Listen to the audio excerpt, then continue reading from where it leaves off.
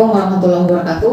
Saya Dr. Nuriyati Samatan akan mempresentasikan paper kami untuk ICOMA Conference, International Conference Communication Management and Humanities keempat yang akan berlangsung secara online dan berlangsung di Malaysia. Judul yang akan saya presentasikan adalah komunikasi ritual dan pewarisan nilai dalam budaya Banggai. Saya Dr. Nuriyati Samatan bersama Dr. Wahyudin dan Dr. Yohanes Ari Puncoyarti. Judul yang kami ajukan adalah komunikasi ritual dan pewarisan nilai dalam budaya lokal. Dalam hal ini relasi nilai-nilai Islam dalam budaya lokal. Pendahuluan, tujuan penelitian ini untuk menelaah budaya Balele sebagai ritual pewarisan nilai dalam budaya Banggai. Diketahui bahwa bangsa Indonesia adalah sebuah bangsa yang besar, bangsa yang telah dibangun oleh para pendahulu di atas beragam suku bangsa. Menurut Badan Pusat Statistik tahun 2015, data suku di Indonesia pertama kali dihasilkan melalui sensus penduduk, selanjutnya disebut dengan SP, pada tahun 1930 oleh pemerintah Belanda. Namun di era Orde Baru, pengumpulan data ini terhenti disebabkan adanya political tabu yang memandang bahwa membahas suku adalah upaya untuk yang mengancam keutuhan bangsa. 70 tahun kemudian di era reformasi, data suku mulai dikumpulkan kembali oleh BPS melalui sensus penduduk tahun 2000 dan dilanjutkan dengan SP 2010 atau sensus penduduk tahun 2010. Bauman 2004 mengatakan bahwa etnis sulit untuk didefinisikan. Secara umum, seseorang yang identifikasi dengan suku tertentu karena asal-usul gaya hidup, bahasa, kekerabatan, atau bahkan unsur politik. Berdasarkan hal tersebut, pertanyaan dalam sensus atau survei bersifat terbuka dan digunakan metode identifikasi suku bangsa berdasarkan informasi yang diberikan oleh responden. Selain itu, untuk memudahkan analisis data etnis, setiap jawaban responden diberi kode tertentu. Dalam SP 2010 atau sensus penduduk 2010, tersedia 1.331 etnik, sebanyak 1.331 kategori merupakan kode nama, nama suku, nama alias, nama subsuku, bahkan nama subsuku. Oleh karena itu, analisis seringkali memerlukan pengelompokan atau klasifikasi ulang. Sebagai sebuah suku bangsa yang telah memiliki sejarah panjang sejak abad ke-16 dan sebelumnya, Banggai sebagai sebuah suku bangsa memiliki sistem nilai diwariskan melampaui generasi yang hingga kini masih hidup di tengah-tengah masyarakatnya. Sistem pewarisan sebagai telaah institusionalisasi melalui lembaga adat yang didukung oleh pemerintah melalui perda adat yang akan dan telah diberlakukan. Dalam realitas masyarakat Banggai, baik pemerintah, para pemangku adat dan masyarakat sangat antusias menyambut ritual adat misalnya Molago Tumbe yang dilakukan setahun sekali sekitar tanggal 2-3 Desember tahun berjalan yang melibatkan dua suku bangsa yakni Banggai dan Batui melintasi 3 kabupaten Banggai, Banggai Kepulauan dan Banggai Laut sebagai tempat akhir yang dituju oleh pembawa telur maleo. Ritual lain yang juga menjadi medium tradisi Balele adalah ritual membangun tunggul, sebuah ritual mendirikan bendera tunggul. Kegiatan yang diadakan setiap 6 tahun, 6 bulan, dan 6 hari sebagai peringatan bersatunya 4 Basalo yang menguasai tanah Banggai saat bersatu membangun kerajaan Banggai di akhir abad ke-16 yang tercatat pada tahun 1530 Masehi. Pada kedua ritual ini terdapat hari-hari persiapan yang dilakukan di beberapa tempat yang dikeramatkan yakni Rumah Keramat Banggai Lalongo, Rumah Keramat Boniaka, Rumah Keramat Kamaliputal yang menjadi pusat kegiatan persiapan membangun tunggul dan Keraton Banggai sebagai pusat ritual Molago Tumbe. Persiapan dilakukan selama beberapa hari menjelang puncak ritual. Dan 3 hari sebelum puncak ritual, saat semua perlengkapan sudah hampir selesai, biasanya seluruh pendukung kegiatan akan berkumpul di beberapa rumah atau kamali, dan biasanya ada tetamu hendak dan gong yang disebut dengan musik batongan, meramaikan persiapan prosesi ritual. Biasanya pada momen inilah beberapa orang kemudian trans dan proses Balele pun terjadi. Kajian teori Balele sebagai pewarisan nilai budaya lokal. Tradisi Balele merupakan bagian dari ritual mengiringi kegiatan ritual tahunan seperti Molago Tumbe atau ritual 6 tahun membangun tunggul. Proses yang terbilang lama dari ritual Balele terjadi pada ritual membangun tunggul yang dilakukan setiap 6 tahun, 6 bulan, 6 hari. Pada momen ritual tertentu, pemangku adat, tokoh masyarakat, penggiat adat, akademisi, anak sekolah, masyarakat, dan wisatawan lokal berkumpul. Sejak beberapa waktu, 2 kegiatan ritual yakni membangun tunggul dan Molago Tumbe dilakukan secara berkala dan saat Molago Tumbe dilakukan itu di setiap bulan Desember tahun berjalan saat burung maleo mulai bertelur di wilayah endemiknya Batui. Pada masa persiapan hampir rampung dari setiap ritual budaya tersebut, masyarakat berkumpul di beberapa pusali atau rumah keramat, mengecek berbagai persiapan ritual dan biasanya mengiringi berbagai kesibukan persiapan ritual dengan tetabuhan gendang dan gong yang disebut dengan musik batongan. Musik batongan merupakan musik khas etnis Banggai yang dimainkan pada upacara tertentu dan biasanya identik dengan kegembiraan dan semangat. Musik batongan selain dimainkan sebagai iringan ritual, juga dimainkan pada saat menyambut hari raya, pada malam sebelum dan sesudah salat Idul Fitri atau Idul Adha. Dan ritme musik batongan ini berbeda saat menjelang hari raya atau ritual adat. Komunikasi ritual. Komunikasi ritual meneliti bagaimana orang menciptakan dan mengekspresikan makna melalui ritual verbal dan non-verbal. Komunikasi ritual melampaui ekspresi keagamaan kolektif. Ini adalah bagian dari intrinsik dan interaksi sehari-hari, upacara, pertunjukan teater, nyanyian perdukunan, demonstrasi politik, dan ritus peralihan. Meskipun sebagian besar diformulasikan dan berulang, komunikasi ritual adalah proses yang sangat partisipatif dan berorientasi pada diri sendiri. Ritual ini dibentuk oleh waktu, ruang, dan tubuh individu, serta oleh ideologi, bahasa, estetika lokal, konteks penggunaan, dan hubungan di antara para peserta. Pada malam persiapan ritual adat saat musik batongan mulai dimainkan, biasanya beberapa orang dengan sendirinya akan mengalami tren. Saat itulah seseorang yang bukan dirinya akan berbicara, memberikan nasihat, memberikan petua, dan dapat melakukan interaksi dengan orang yang berada di sekelilingnya. Orang yang sedang memberikan petua, memberikan nasihat, pesan-pesan tentang kehidupan, inilah yang disebut dengan balele dalam tradisi Banggai. Saat seseorang memasukkan roh daripada leluhur, atau seseorang yang nantinya akan memperkenalkan diri saat ditanya oleh para sesepuh Banggai yang berada di kamali tersebut, orang itu akan memperkenalkan diri. Yang hadir biasanya berasal dari beragam, dari salah seorang raja Banggai yang telah lama meninggal dunia, dari tetua adat yang dikenal, atau seseorang yang hidup di masa lalu dan sudah tidak dikenal oleh generasi saat ini. Kebanyakan dari mereka menggunakan bahasa Banggai. Ada di antaranya yang menggunakan bahasa Banggai tempo dulu, dan hanya orang-orang tertentu saat ini yang masih dapat menerjemahkannya. Leluhur yang datang melalui media orang trans dapat ditanya apa saja, dan biasanya akan menjawab sesuai pengetahuan yang ada pada orang tersebut. Balele berlangsung selama beberapa malam, dan biasanya orang yang trans akan sadar di siang hari dan melanjutkan balele di malam hari selama 3 malam berturut-turut.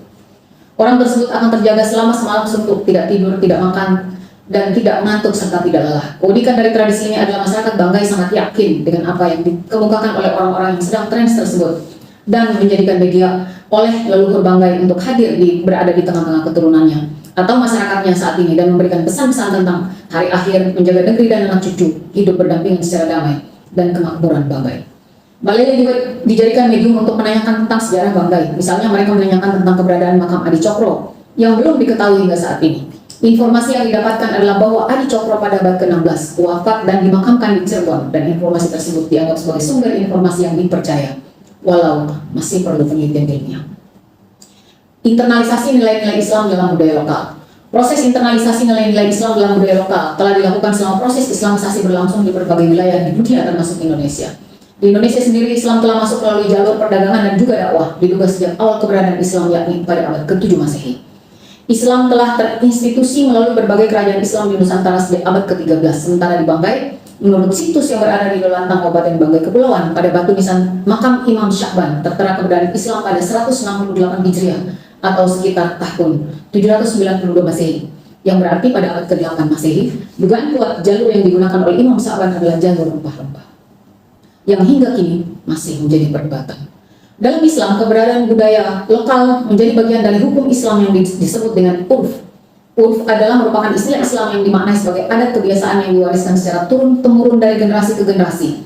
Urf terbagi menjadi upacara atau perbuatan dilihat dari segi objeknya, menjadi umum atau khusus dari segi cakupannya, menjadi sah atau rusak dari segi keabsahan menurut syariat.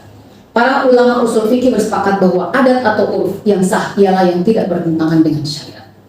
Landasan urf dalam Al-Quran ini pada surat Al-A'raf ayat 199. Jadilah engkau pemaaf dan suruhlah orang mengerjakan yang ma'ruf atau al-urfi, serta berpalinglah dari orang-orang yang bodoh. Kata al-urf dalam ayat tersebut, manusia disuruh untuk mengerjakan, dan oleh ulama usul fikih dipahami sebagai sesuatu yang baik dan telah menjadi kebiasaan masyarakat.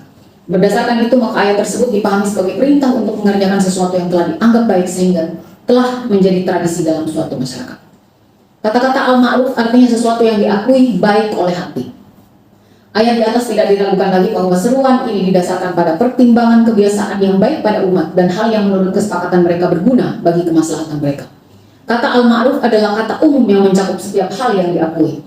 Oleh karena itu, kata al-ma'ruf hanya disebut untuk hal yang sudah merupakan perjanjian umum sesama manusia, baik dalam soal muamalah maupun adat istiadat. Landasan teori yang digunakan dalam kajian ini adalah teori komunikasi ritual yang dikembangkan oleh James W. Carey Jadi, the ritual view communication is communication theory proposed by James W. Carey, wherein communication, the construction of symbolic reality, represent mind, tense, adapted, and shared belief of society in time.